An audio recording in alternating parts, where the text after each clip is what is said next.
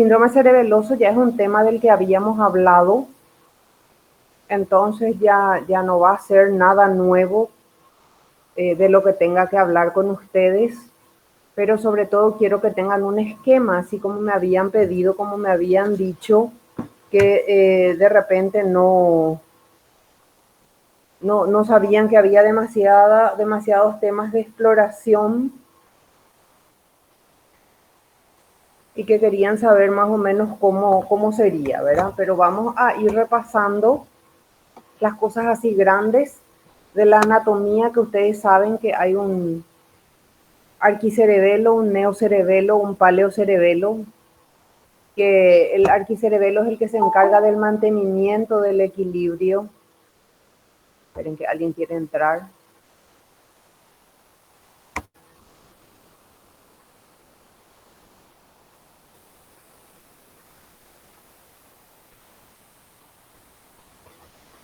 La parte del arquicerebelo, sobre todo, tiene que ver con el mantenimiento del equilibrio. El paleocerebelo, sobre todo su función principal es la del tono muscular y la sinergia, la relación que tienen los músculos agonistas y antagonistas a la hora de los movimientos, y el neocerebelo sobre todo coordinar los movimientos voluntarios, sobre todo de las extremidades, ¿verdad? Ustedes saben que existen varios tipos, varias clasificaciones, pero más o menos yo elegí esta por la que en esta diapositiva que encontré era muy expresiva. Bueno, y lo más importante en el del síndrome cerebeloso que yo quería hablarles era como quedamos, es de la exploración, de la semiología. La semiología consta, por supuesto, como habíamos dicho, de los signos subjetivos y los signos objetivos. Y los signos subjetivos sobre todo tienen que ver con la historia clínica. Como había preguntado el profe Gómez a uno de los grupos, y sobre todo quise poner énfasis, el principal motivo de consulta de un paciente con un síndrome cerebeloso es el vértigo. Es el vértigo o el mareo, diferenciándose de las características, ¿verdad?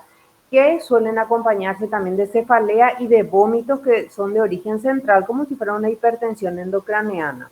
Pero el vértigo suele ser el factor común en todo paciente cerebeloso. Entonces, ante la pregunta que él hace, que fue un poco confusa el otro día, de por qué viene a consultar un paciente con síndrome cerebeloso, recuerden que es el vértigo.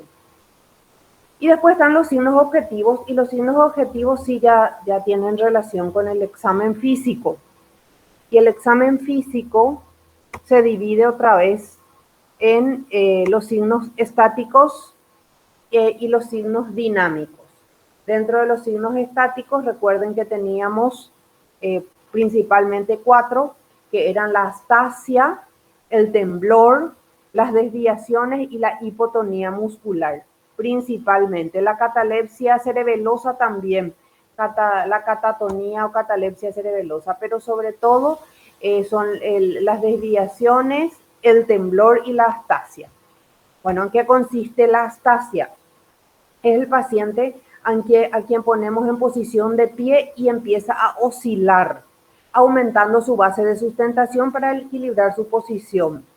Es en donde le pones al paciente, por supuesto que abriendo los ojos, cerrando los ojos, parado, y el paciente empieza a oscilar y de acuerdo a la tendencia que tenga a caer, oscila más o menos.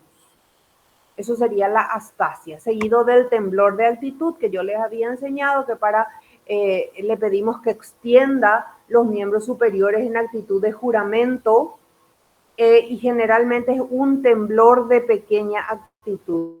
También habíamos dicho que muchas veces, como es un temblor pequeña amplitud, o sea que es un temblor muy fino, le podemos poner papel en el dorso de la mano, así como creo que hicimos luego con todos los grupos, ¿verdad? A ver, un poco voy a poner papel acá. Por si acaso nomás se me haya escapado y no en algún grupo no haya comentado, es poner y esperar y fijarnos en el papel, que es el que tiende a hacer más evidente el temblor. Es una maniobra fácil de hacer, pero trascendental a la hora del examen físico. Y recuerden que es un temblor de pequeña amplitud y es un temblor rápido. Las desviaciones es que el paciente tiende a caer, así como hacerle la astasia, notamos que el paciente tiene oscilaciones. Las desviaciones se trata con la tendencia a caer. El paciente estando parado oscila en forma importante y tiende a caer de acuerdo al grado de vértigo o al grado de oscilaciones que tenga. La hipotonía muscular, que es la disminución del tono muscular que se pone en evidencia con los movimientos pasivos. Cuando nosotros dimos síndrome tal, recuerdan que para hacer el examen de tono, lo primero que hacíamos era poner los dos miembros uno al lado de otro y lo primero que hacíamos era hacer la inspección, donde veíamos que los relieves musculares estaban disminuidos del lado en que había hipotonía, o sea que había una asimetría de un miembro, parecía como que el miembro estaba más aplastado, parecía más grueso, pero porque estaba más aplastado. Primero era entonces la inspección, eso hacíamos mirando los relieves musculares, y en segundo lugar hacíamos los movimientos pasivos, que era tratando de tocar el hombro, tratando de tocar sobre todo el talón con el glúteo, o sea que pequeños movimientos pasivos que normalmente no tienen freno a la hora de hacer la maniobra. Y la cataplejía cerebelosa o catalepsia cerebelosa, que es es el procedimiento en el que se le pone al paciente en una posición, o sea que incómoda para nosotros, no incómoda para el paciente. Generalmente el paciente acostado le pedimos que levante las piernas, que ponga en ángulo recto, que levante los brazos, y nos ponemos a hablar. No es que le decimos quédate ahí, le decimos dobla un poco las piernas, alza un poco los brazos y nos ponemos a hablarle cómo te llamas, de dónde venís, cuándo viniste, y tus hijos y tus nietos. Y el paciente puede estar muchísimo tiempo en esa posición sin que sea una molestia o una dificultad para él. Entonces, eso sería la cataplejía cerebelosa.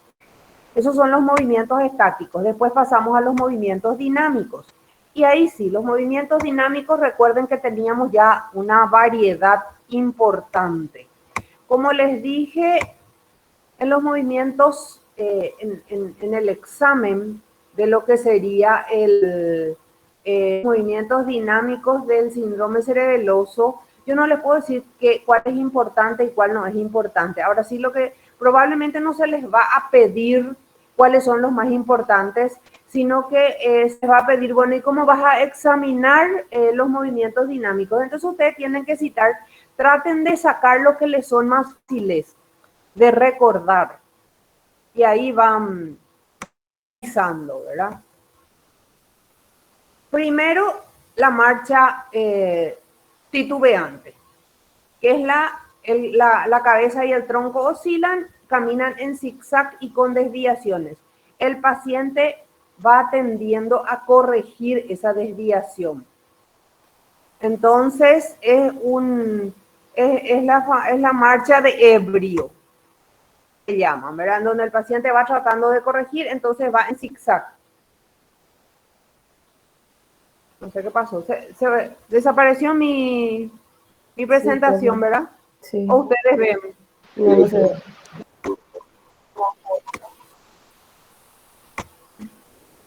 ¿Qué pasó?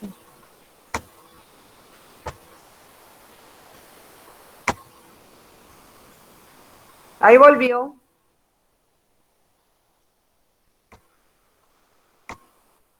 Volvió. Bueno, la marcha titubeante, que es una una de las primeras, uno de los primeros exámenes que tenemos que hacer. Después están ver las dismetrías. Las dismetrías se hacen con la prueba talón-rodilla, donde le pedimos al paciente que lleve el talón de un lado de la pierna desde el tobillo hasta la rodilla. Y como tiene una dificultad para parar, sería, porque son muy lentos sus músculos agonistas y antagonistas. Entonces, que tiene que hacer, no es automático, tiene que hacer como voluntario. Entonces, el trazo, el tiempo, o sea que el trazo límite tiene que tener general, le pasa la prueba talón rodilla, la prueba índice nariz que habían hecho los compañeros, ¿verdad? Que era pidiendo, le ponemos el dedo índice al paciente, a ver dónde está mi cámara, le ponemos el dedo índice enfrente al paciente a unos 20 centímetros como para que quede y le pedimos que en forma simultánea y rápidamente toque el índice y su nariz, y generalmente el paciente, debido a su dismetría, se va pasando o va encontrando otros lugares, y el índice sobre todo generalmente es lo que más le cuesta encontrar. Entonces ahí confirmamos que este paciente está con una dismetría. Después, otro que suele ser muy característico es la gran asinergia de Babinski, en donde, como sabemos que hay una descomposición de los movimientos, le pedimos al paciente que camine, y solemos ver que hay una exageración de los movimientos a la hora de caminar, justamente porque por las dismetrías, porque el paciente no puede encontrar por un lado los límites y por otro lado sus músculos agonistas y antagonistas están muy lentos, están poco coordinados. Entonces sus movimientos son más bien estudiados. Entonces exagera sus movimientos. Por ejemplo, como sabe que tiene que flexionar el muslo para poder avanzar, exagera esa flexión. Después lleva el pie hacia adelante porque tiene que propulsarse hacia adelante, pero como no puede ir más lejos porque el tronco no avanza, entonces se cae bruscamente. Son una serie de movimientos que están muy descompuestos. Yo quise traerles un video, pero no pude cambiar a MP4, y entonces ahí me costó, pero como ya hicimos incluso nosotros en la práctica, no me estresé por eso. La prueba de la raya horizontal de Babinski, esto también va evidenciando la dismetría, donde le ponemos dos rayas, que vendría a ser dos columnas, dos rayas verticales, y le pedimos que escriba o que trace una raya horizontal desde una de nuestras rayas verticales hacia la otra. Si se dan cuenta, no son, para empezar, luego su escritura es lenta, porque tiene que pensar muy bien dónde está la segunda raya vertical para quedarse ahí. Y se dan cuenta que empieza bien, puede empezar bien en su primera raya. En la segunda raya es el problema donde generalmente atraviesa por el tema de la dismetría. Esto suele ser fácil también de hacer. La prueba de la prensión del vaso, donde generalmente el paciente, a medida que se acerca al vaso, empieza a oscilar, porque le preocupa justamente el hecho de chocar con el vaso, que es lo que le suele pasar. Y si tiene agua, el vaso se derrama, porque como le cuesta frenar por la dismetría, entonces es brusca su llegada hasta el vaso.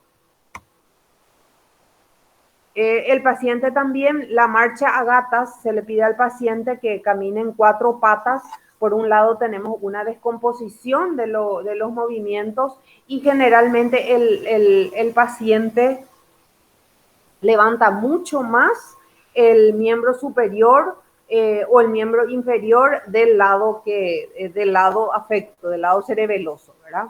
Después tenemos la pequeña asinergia, que es la prueba de la flexión del tronco. Estas son cuatro maniobras que forman parte de lo que sería la pequeña asinergia. La flexión del tronco, la flexión de la pierna, la inversión del tronco y el arrodillamiento.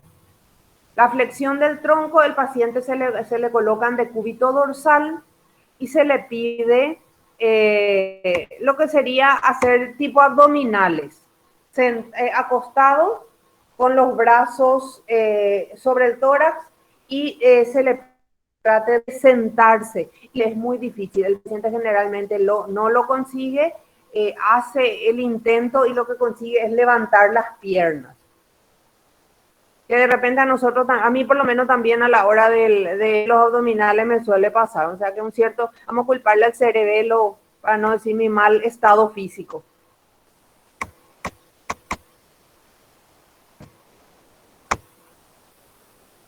La prueba de la flexión de la pierna, entonces, ¿cómo se hace? Le pedimos al paciente que estando acostado, doble la pierna. Entonces el paciente, le pedimos que haga, dobla la pierna, ¿verdad? Que lo lógico es esto, que es lo que nosotros solemos hacer. El paciente primero levanta la pierna, después dobla en el aire, después vuelve a bajar y después acerca el tronco.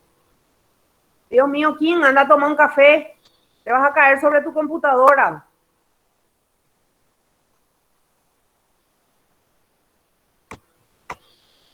Después está la prueba del arrodillamiento, donde también se le pide al paciente que tome con sus manos el respaldo de una silla y que se arrodille. Y ocurre exactamente lo mismo que todos estos movimientos que están descompuestos. Lo es ir a agarrar la silla y arrodillarse, no, el paciente ir a la silla, dobla el tronco, dobla la pierna, después levanta la pierna y después recién coloca la pierna sobre la silla. Los movimientos, como les digo, son estudiados. Y esto es típico. Este uno, por ejemplo, es el que más fácilmente ustedes se les va a pedir en el examen, porque es el que más fácilmente ustedes también pueden hacer en el consulto, en donde le pedimos, nos colocamos detrás del paciente, acá muestra contra una pared, ¿verdad? Pero realmente nosotros hacemos, creo que a todos, en todos los grupos yo hice, le empujamos o tratamos de invertir el tórax hacia atrás, o lo que sí sería el tórax, del hombro para atrás, ¿verdad? Y el paciente normalmente busca su centro de gravedad doblando las piernas, o de alguna forma encuentra su centro de gravedad. Sin embargo, el paciente cerebeloso no realiza estos movimientos antagonistas para tratar de conservar su equilibrio y se cae.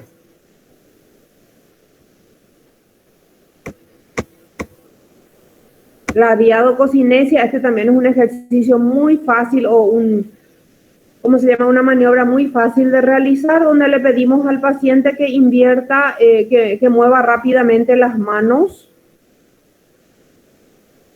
Otra vez mi imagen. Que mueva rápidamente las manos y vemos que ambas manos tengan la misma velocidad y el mismo ritmo.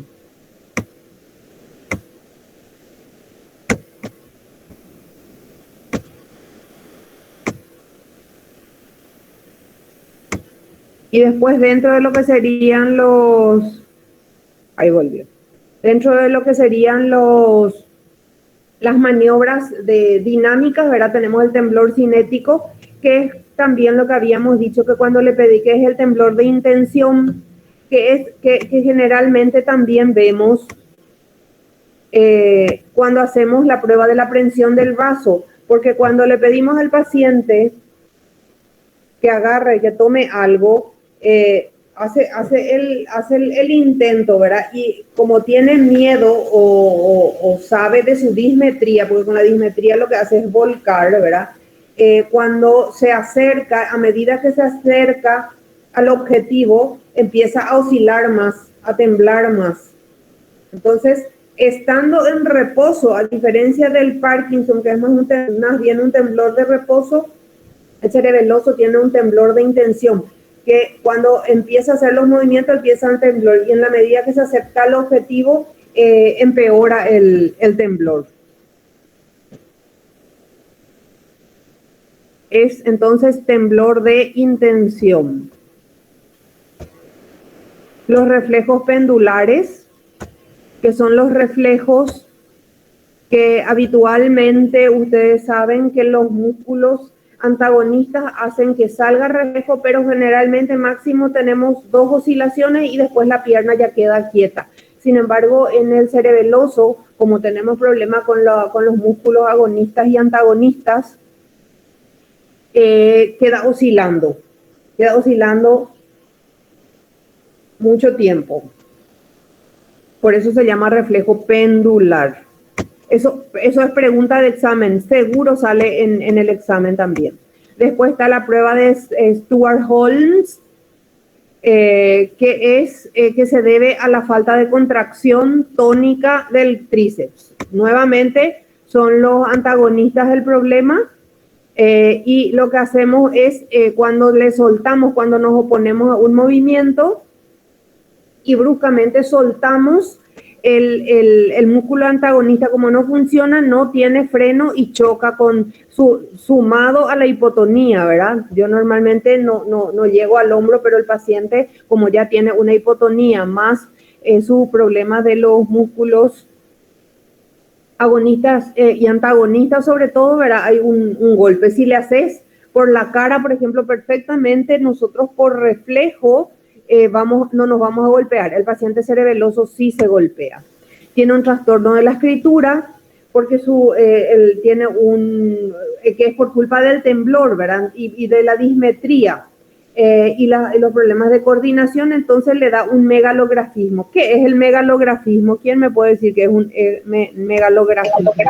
Letras más grandes que lo normal. Tiene letras grandes y generalmente son angulosas. Letras angulosas.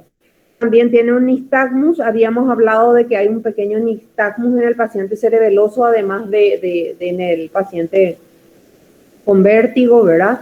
El nistagmus generalmente puede ser vertical, horizontal, rotatorio, es persistente, hay dismetría ocular, hay ese aleteo, o sea que muchas cosas, hay como un clonus del óptico.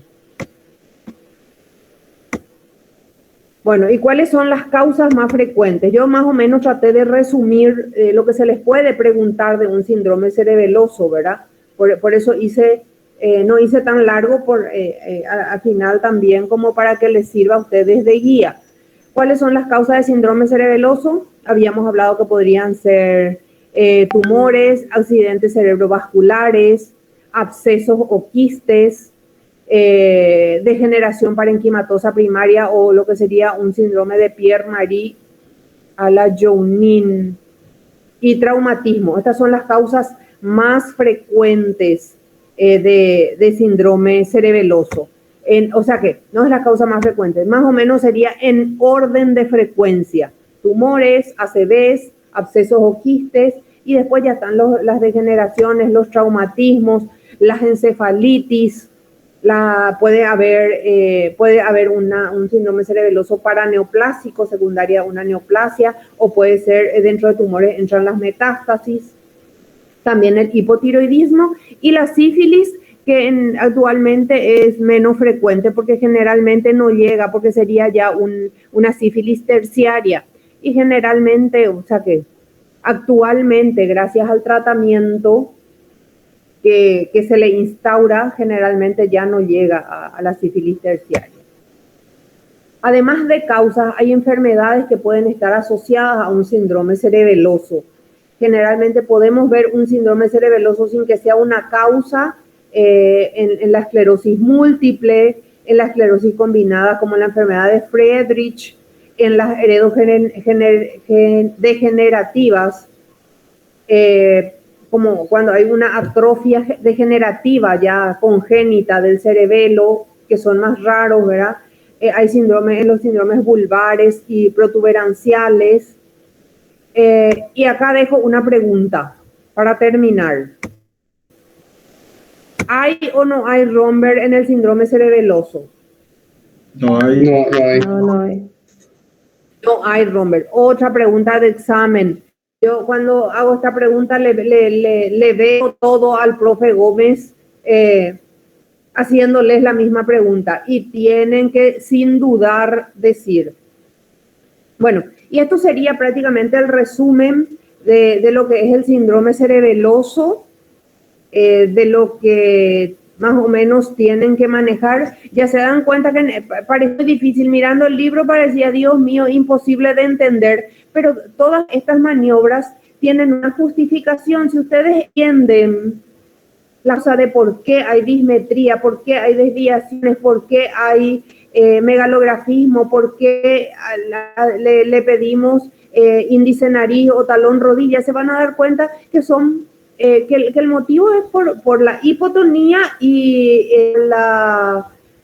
por la alteración en la contracción de los músculos agonistas y antagonistas. Bueno, ahora yo voy a salir de esta presentación. Voy a presentarles un caso clínico.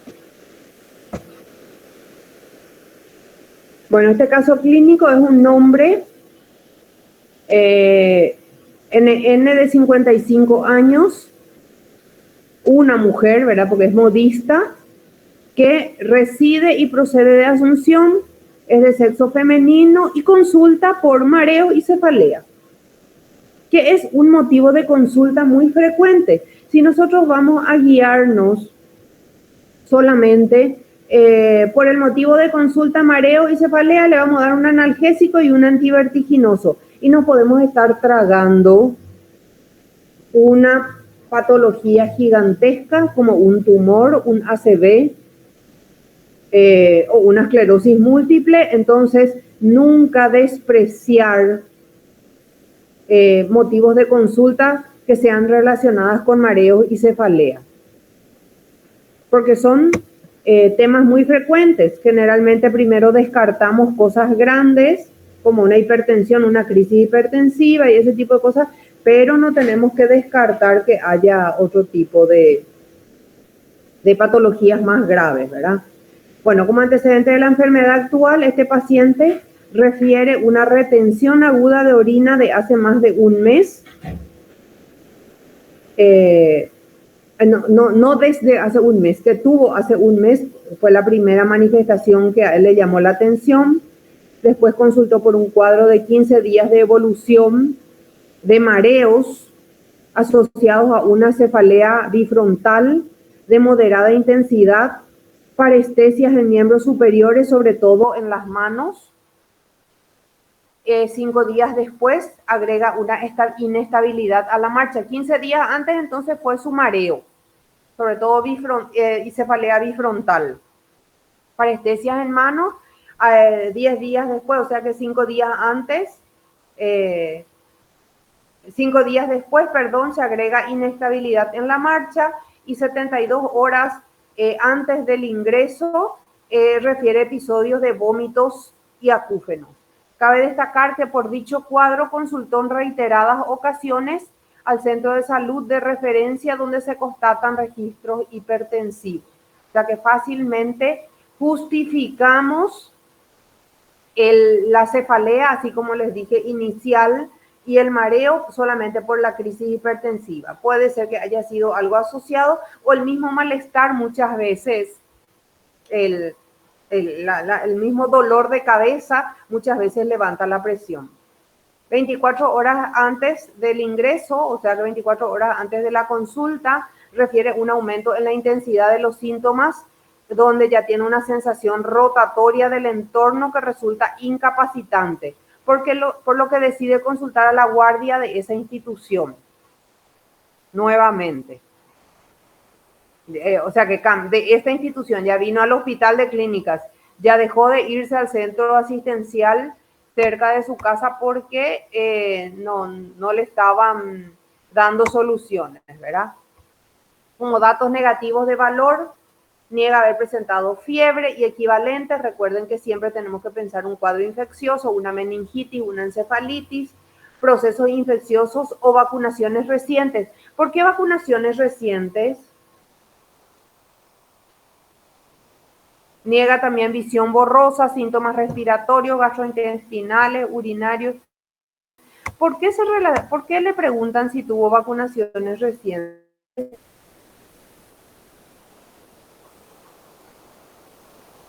Porque puede ser efecto adverso. ¿Cómo? Porque Espera, voy a puede ser bajar. efecto adverso. Espera, voy a bajar.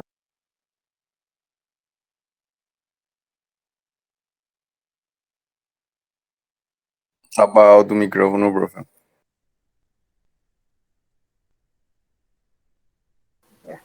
¿Qué efecto adverso de la vacuna podría ser? Y la cefalea, por ejemplo, creo. También mareo. ¿Algún síndrome autoinmunitario? Guillain-Barré. Un Guillain-Barré, más bien la cefalea, generalmente, a no ser que te dé fiebre, generalmente dolor de cabeza nomás no te da la vacuna, generalmente se asocia más bien a la fiebre, pero él niega fiebre. Lo que sí se piensa es en algo más inmunológico, principalmente un Guillain-Barré que puede empezar con parestesia en las manos. Recuerda que él refería parestesia en la mano y mareos. Y siempre ante una vacunación, lo primero que tenemos que, o sea, que nuestro mayor temor y terror es el Guillain-Barré, que se describe, ¿verdad? Entonces, como se descartó fiebre, se descartó algo compatible con un cuadro infeccioso, se descartó visión borrosa. Esa visión borrosa, ¿en qué se pensó? Y signos respiratorios y gastrointestinales. ¿Por qué es importante que haya preguntado visión borrosa?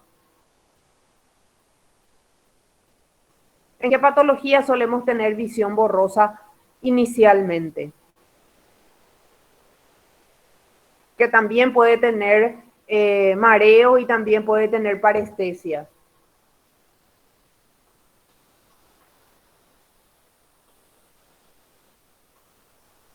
Esclerosis múltiple.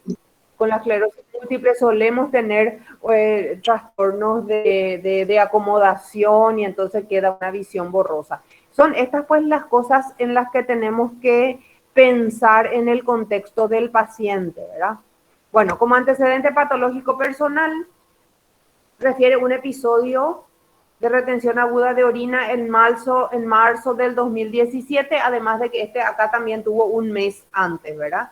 Por lo que cursó internación transitoria en guardia del hospital, de un hospital grande, ¿verdad? Se colocó una sonda vesical por 10 días, se instauró tratamiento con amoxicilina, ácido clavulánico, terazocina por 7 días. O sea que en aquel momento se interpretó o como complicación tuvo una infección urinaria, evidentemente.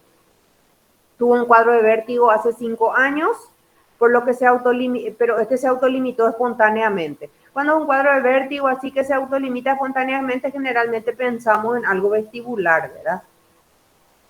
3 embarazos, 6 partos, 2 cesáreas, 4 pérdidas, 4 abortos, es tabaquista de 3 paquetes al año, o sea que no es una tabaquista severa. Niega consumo de alcohol y otras drogas y niega alergia. Como antecedente patológico familiar, su madre viva, diabética, un padre que falleció de un infarto agudo de miocardio, 6 hermanos, 3 fallecidos por cardiopatía isquémica, 3 vivos y sanos, 8 hijos, uno fallecido por distrofia muscular de Duchenne. O sea que tiene, hay procesos inmunológicos en la familia. Al examen físico, a la lactoscopía, es una paciente que está vigil, orientada en tiempo, espacio y persona, que adopta en el lecho la posición de decúbito dorsal activo e indiferente, impresiona moderadamente enferma, sin impresionar un estado de gravedad, ¿verdad? Sus signos vitales, levemente hipertensa, pero una presión que no justificaría mucho mareo ni mucha cefalea, una frecuencia cardíaca de 88 por minuto, una frecuencia respiratoria de 16 respiraciones por minuto, 36,3 de temperatura, no hay fiebre, y satura 97% con aire ambiente, sin oxigenoterapia.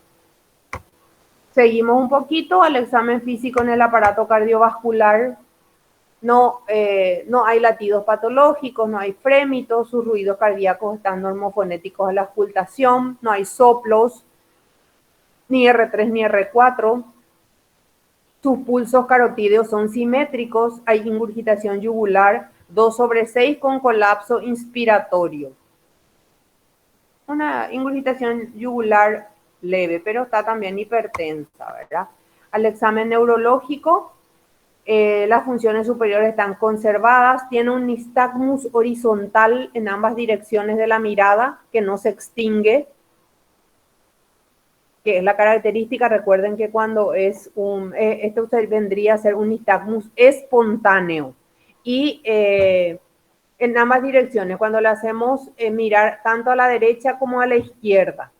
Realmente es un nistagmus con la mirada extrema, es horizontal, no es espontáneo, es cuando ya tenemos incluso mirando de frente. Los pares craneales están conservados, hay parestesia en ambos miembros superiores, sobre todo en manos, motilidad y fuerza en miembros conservada, tanto la motilidad activa y la pasiva están conservadas. Hay una dismetría bilateral a predominio izquierdo, tiene una marcha atáxica con aumento de base de sustentación, hay una lateralización a la derecha y hay retropulsión, tiende a ir para atrás este paciente. Tiene un romber positivo y hay sin signos de irritación meningea. Reflejos osteotendinosos conservados y no hay flapping ni signo de rueda dentada. Esa es la parte también sí, ya. Ni rueda dentada. Bueno, ¿qué le van a pedir? Tenemos que confirmar nuestro diagnóstico. ¿Qué les puede servir? De lo que pasó. ¿Sí? No entiendo, o sea, hay que tomar algo acá lo que nos puede orientar a una patología, a la patología. Claro, ustedes lo que ustedes me tienen que decir qué estudio les gustaría pedir para afirmar lo que sospechan. Tomografía. ¿Qué sospechan? ¿Cuál sería la impresión diagnóstica? Primero vamos a la impresión diagnóstica antes de pedir estudio, entonces. Un síndrome vestibular. Puede ser un síndrome vestibular. ¿Qué más?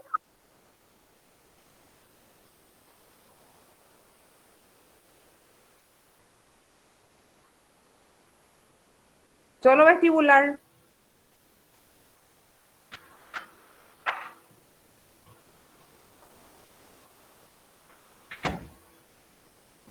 hay acá ¿cómo les diría? Un dato que puede ser confuso, pero que no les tiene que hacer justamente yo. Me hace pensar en síndrome cerebeloso, pero el Romberg me hace dudar. O sea, Bueno, justamente es lo que yo les quería decir, ¿verdad? Por eso dejé cuando encontré este caso clínico, porque yo saqué de un libro de semiología, justamente, yo también dije, pero ¿cómo Romberg positivo? Y después dejé,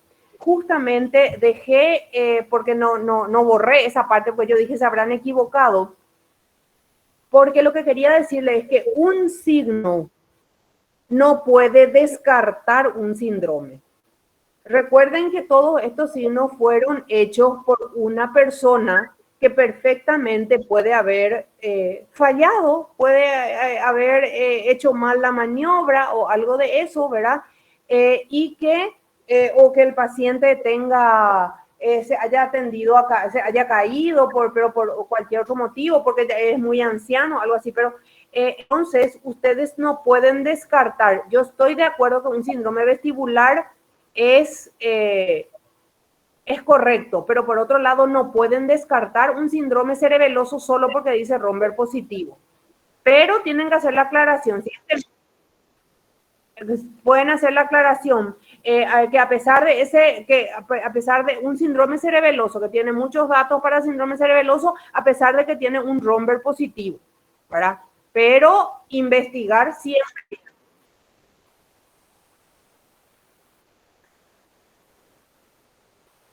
Claro que puede ser un paciente que tiene un MER y que se le asocia a otra cosa, ¿verdad?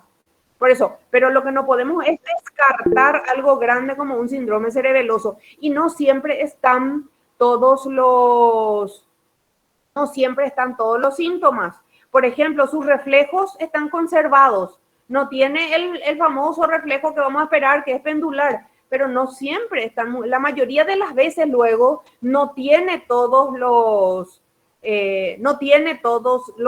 síntomas, todos los signos y síntomas.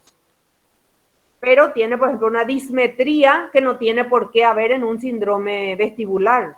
La dismetría no hay en un síndrome vestibular. Entonces también, al haber una dismetría, yo tendría que descartar un síndrome vestibular. Entonces puede haber ambas cosas o puede haber, o puede ser un examen físico hecho no muy claramente. Entonces tenemos dos cosas grandes. Bueno, entonces pensamos tanto en síndrome cerebeloso como en síndrome vestibular, de acuerdo con ustedes. Perfectamente puede ser también una esclerosis múltiple como causa asociada. Recuerden que se puede asociar, puede ser un tumor que también esté afectando nuestro octavo par. Entonces, no tenemos que descartar. Pero ¿qué estudios nos serían interesantes como para pedirle a este paciente? Porque hasta acá es lo que podemos sacar del examen físico, pero ¿qué le podemos pedir? Cuando pedimos un estudio tiene que ser en el contexto de las causas de un síndrome cerebeloso o de un síndrome vestibular, ¿verdad? Ya, uno para confirmar. Primero tenemos que confirmar qué es lo que tenemos y a partir de ahí buscar las otras causas. ¿Cuál sería el estudio que más nos ayudaría? un TAC. Un ataque. Un ataque de cráneo sin contraste le pedí yo. No se observan colecciones hemáticas intra ni extraaxiales. No hay alteraciones densitométricas en el parénquima cerebral, ¿verdad? O sea que no hay sangrado, no hay isquemia. Tiene un sistema ventricular que presenta forma, tamaño conservado. No hay hipertensión endocraneana aparentemente. La línea media está centrada, o sea que no tenemos un desplazamiento de la línea media. Hay acentuación de los surcos corticales infratentoriales en la fosa posterior del cuarto ventrículo, que es de forma, tamaño y situación normal. No hay alteraciones densitométricas en cerebelo, el aspecto normal, el tronco encefálico, las cisternas cerebelo-pontinas están libres, no se observan alteraciones en las estructuras óseas de la calota craneana. Bueno, a ver un poquito. Así como yo les dije, que al hablarme de no hay colecciones hemáticas intra ni extraaxiales, esto me está diciendo que no hay una hemorragia intraparenquimatosa, ¿verdad? Cuando decimos que no hay densitométricas actuales en el parénquima, me habla de que no hay isquemia, no hay un ACV isquémico. Cuando me dice que el sistema ventricular tiene forma, tamaño conservado, aparentemente no hay nada que esté comprimiendo, no hay hipertensión endocraneana. La misma cosa, la línea media también, si está en el centro, no, me dice que un hemisferio no está más edematoso que el otro. La acentuación de los surcos corticales, ¿de qué me habla?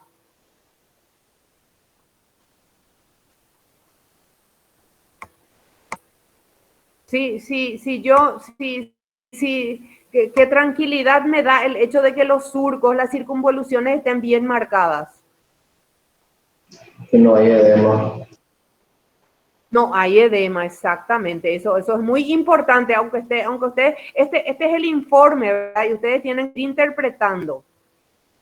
El tronco aparentemente está normal, la cisterna cerebelo-pontinas también. O sea que esta tomografía me dice en el cerebro no hay nada, esta tomografía sin contraste. Bueno, después, ya que le digo, le doy un antihipertensivo, un analgésico y un antivertiginoso y le mando a su casa, ¿o qué hago con este paciente? Profe, ¿y la acentuación de los surcos no se puede dar también en el caso de algún proceso neurodegenerativo? Puede ser también, pero es raro que tengamos una tipo una atrofia, dirías vos, ¿verdad? Sí. Llama un poquitito la atención eso, ¿verdad? Paciente joven, una acentuación de como de los surcos generalmente yo considero normal en un paciente anciano, donde ya empieza a atrofiarse el cerebro. Es llamativo, realmente. Tenés razón. Pero no justifica que tenga un síndrome agudo de un mes de evolución. Ah, Generalmente, si tenemos una vía cerebral, vamos a pensar más bien en trastornos de tipo Alzheimer, algo más solapado, algo más lento, pero esto es como que muy agudo, ¿verdad?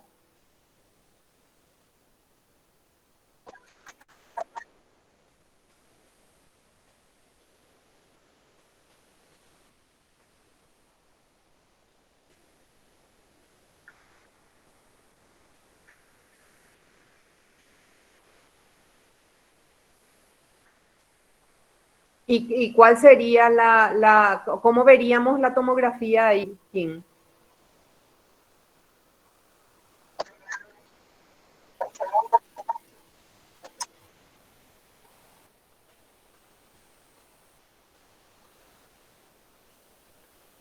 Bueno, vos me hablas de una hiponatremia o de una hipernatremia. Ahí va un poco el que me está diciendo. ¿Una hipernatremia o una hiponatremia? ¿Cómo? Una hiper, donde una hipernatremia, con lo cual tendríamos como una deshidratación. Pero lo que pasa es que no va a ser solo cerebral, al examen físico también vamos a tener. Tu paciente va a estar hipotenso, tu paciente va a estar taquicárdico, tu paciente va a estar anúrico. O sea, tenemos que buscar en el contexto general del paciente. Yo lo que quiero saber es qué hacemos ahora. Si ya nos quedamos tranquilos y le mandamos o podemos seguir buscando algo más. Pueden haber muchas causas, ¿verdad? ¿Qué otra cosa les interesaría?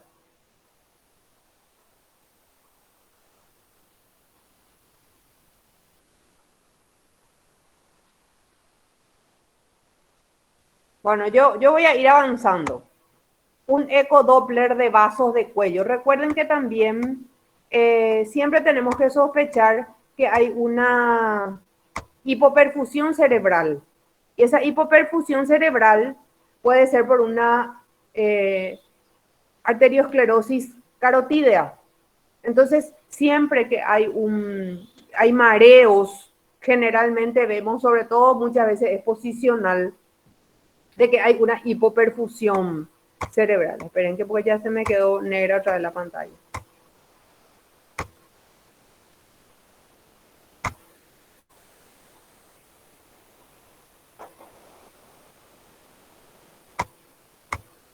Ahí volvió.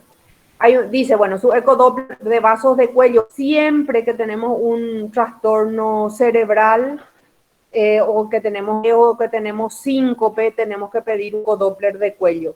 Acá lo que dice que hay, propio de la edad, ¿verdad? Un leve aumento de los espesores parietales de los vasos del cuello extracraneales por depósito de fibrolipídico difuso, pero no hay estenosis hemodinámicamente significativa. Por lo menos el 50% tiene que estar disminuida la luz de las carótidas como para que tenga repercusión hemodinámica. Flujos conservados en todos los vasos evaluados. No hay nada, o por lo menos que justifique. Al mismo tiempo, por supuesto, tenemos que pedirle un ecocardio. Tenemos ahí, refiere que hay diámetros del ventrículo izquierdo normales, espesores parietales normales, hay un movimiento anormal de la válvula, que era de... No me acuerdo esto. Engrosamiento sistólico normal. Fracción sistólica del ventrículo izquierdo normal. Fracción de eyección de 68%. Diámetro de la aurícula izquierda y raíz aórtica normales. Morfología valvular normal. Cavidades derechas de diámetros normales y pericardio sin alteraciones. Ni siquiera tenemos signos de cardiopatía hipertensiva. Para hacer una hipertensa está bastante bien su ecocardio. Bueno, entonces, ¿qué es lo que hacemos con esta paciente? ¿Qué más le podemos pedir?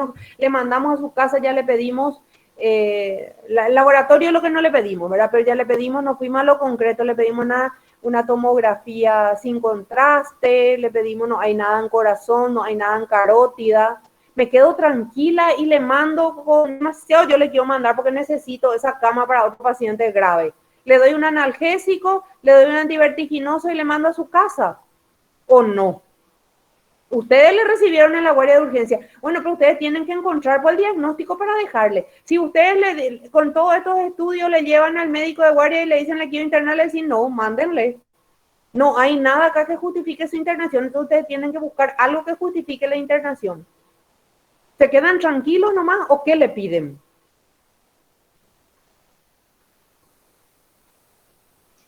Resonancia era si no se encontraba nada en ningún lado.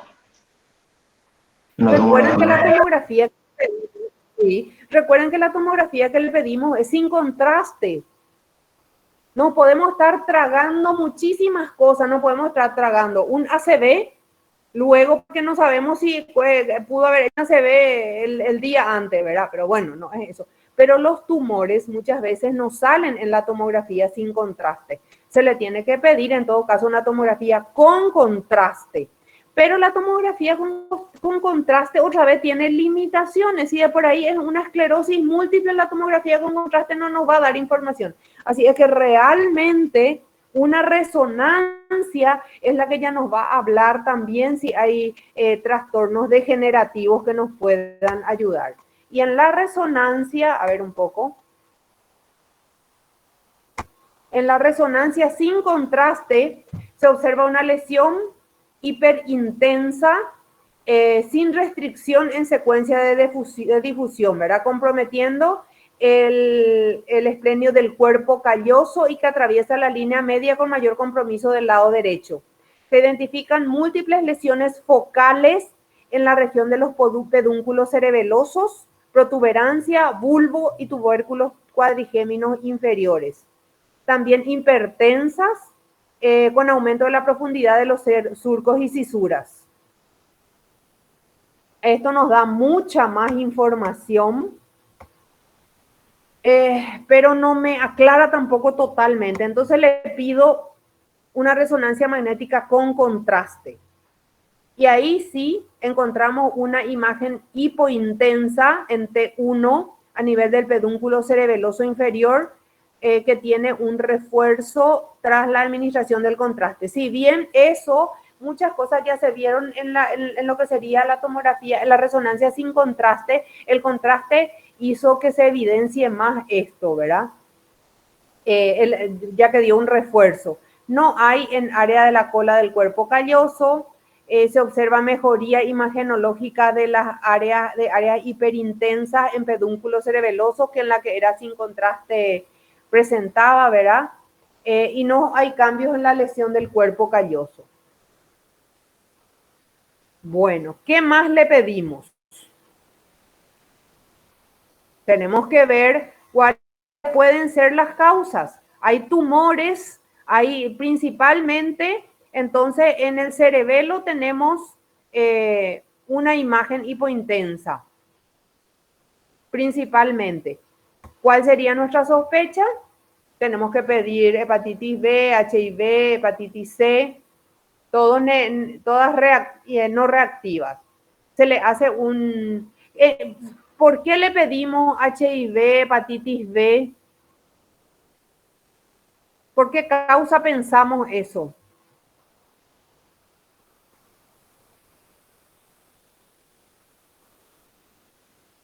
Puede ser una encefalopatía, profe.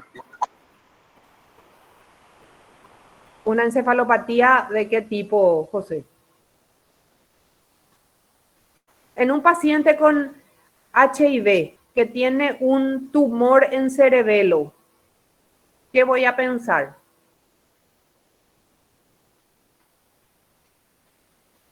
No, la encefalitis no te da un tumor.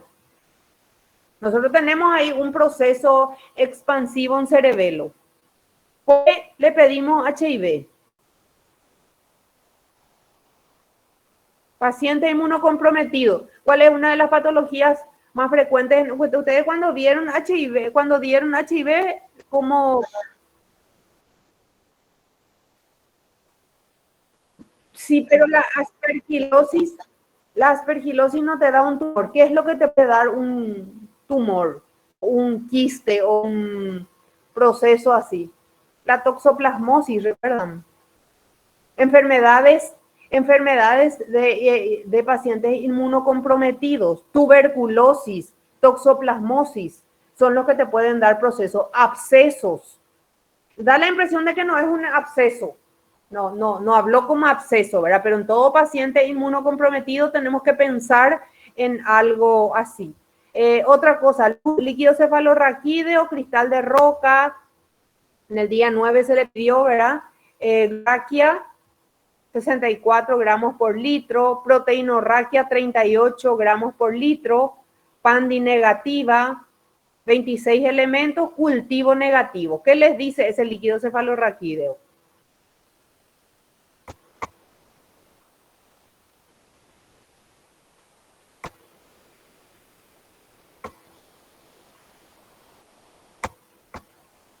¿Qué van a pensar de ese líquido cefalorraquídeo después de sacarle ese líquido cefalorraquídeo? ¿Van a pensar que es algo bacteriano? No, su glucorraquia está dentro del rango. Está dentro del rango, ¿verdad? Su proteína, 38 gramos por litro, 0,38. También. Pandi negativo, 26 elementos, no especifica qué tipo de elemento, pero de cualquier manera no es llamativo, y su cultivo negativo. El LCR sobre todo me puede servir para dos motivos importantes. Uno, para ver si es algo infeccioso, y dos, también para ver si no es un Guillain-Barré o una esclerosis múltiple. ¿Cómo estaría el líquido cefalorraquídeo en esos casos? ¿Qué sería lo llamativo? La glucosa no se encontraba menos de la mitad de lo normal. O sea, quede en suero.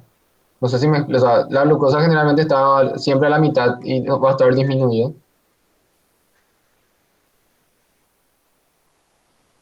Explícame un poco otra vez porque no entiendo lo que me preguntas. Que, o sea, una de las alteraciones era que la glucosa siempre estaba a la mitad, la mitad que igual en la sangre, o sea, lo normal, y que va a estar menos de la mitad. O sea que, a ver un poquito. La glucosa no puede estar, no, es que siempre estaba a la mitad. La misma glucosa que vos podés tener en el líquido cefalorraquídeo es hasta la mitad. O sea que si vos tenés 80, 90, está bien. Lo que no podés es tener menos de la mitad. Y suponiendo que este paciente Sí, eso era lo tiene que quería decir. 100 de glucosa porque no es diabético, ¿verdad? Entonces, si tiene 64, se aproxima a la normalidad. Por supuesto que acá nos falta el dato de la glucosa en sangre, pero generalmente si tiene 60, 70, yo quiero pensar que es normal, ya que este paciente no es diabético, ¿verdad? Y que lo lógico sería que no, aunque sea postprandial, aunque sea una hora después de haber comido, generalmente no va a levantar más de 140. Entonces, no me es muy llamativa esta glucosa. Si tenía una glucosa de 40 ya es diferente, ¿verdad? Ahí sí pensaría que está consumida. Sí, Pero eso era lo que estaba generalmente lo que yo estaba... intentando explicar. ¿Cómo? No, que eso era lo que estaba intentando decir, que por ejemplo, o sea, su sangre es de 100 y generalmente se va a aproximar a 50, pero que si está a 30 o 20 significa que sí, ya hay un proceso patológico. Así mismo, pero si está más de 50, o sea que hay un proceso infeccioso bacteriano, ¿verdad? Sí, está bien, súper bien. Lo que quería decir es cómo está, les pregunto, cómo está el líquido cefalorraquídeo en un paciente con una esclerosis múltiple o con un Guillain-Barré. Podría tener santocromía y eso.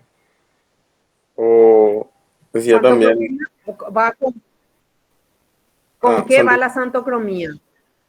con una hemorragia subaracnoidea, pero ya tardío, cuando ya se está resolviendo. Evolucionada, ¿verdad? Evolucionada. Pero ¿qué es el dato llamativo? Porque se le pide el líquido cefalorraquídeo a un paciente que tiene un Guillain-Barré o un paciente sobre todo que tiene una Aumento de esclerosis. proteínas. La Proteinorragia.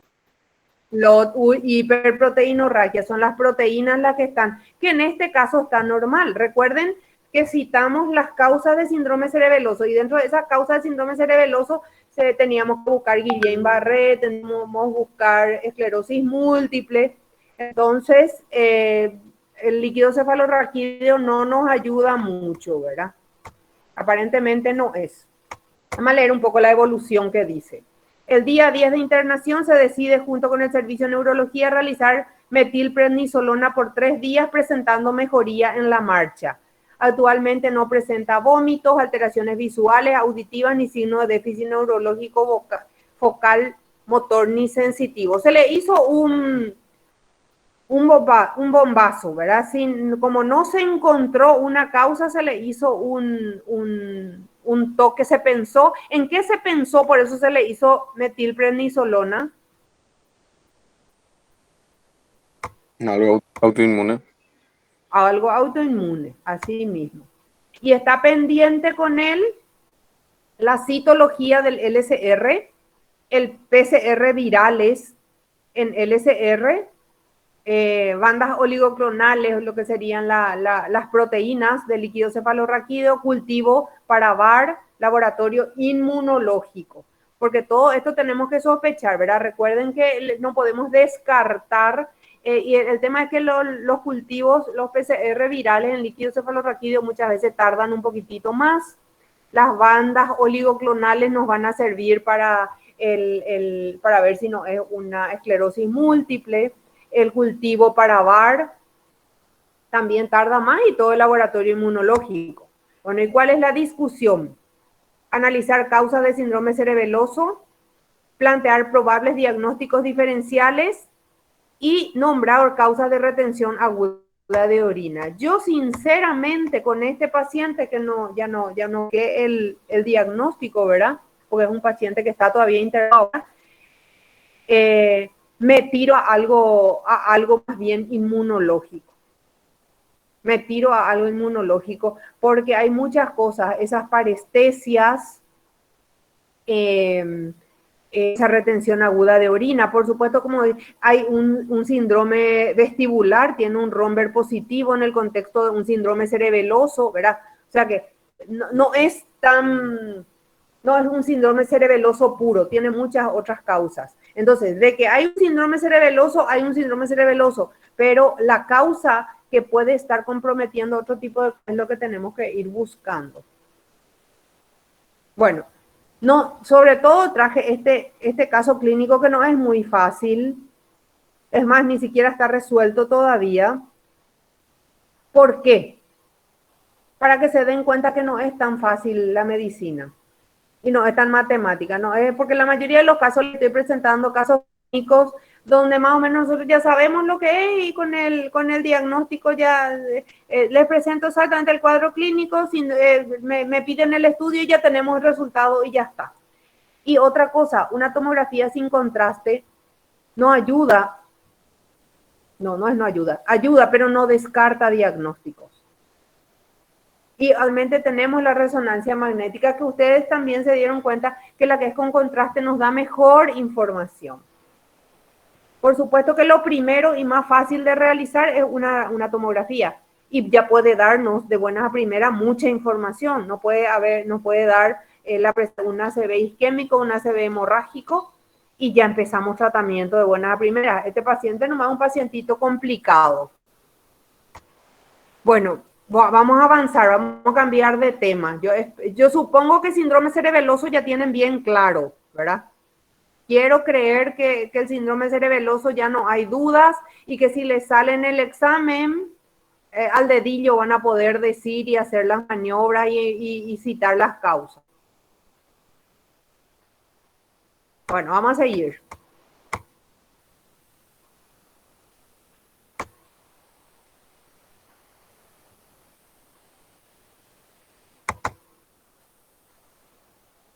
Voy a seguir con taxia y praxia porque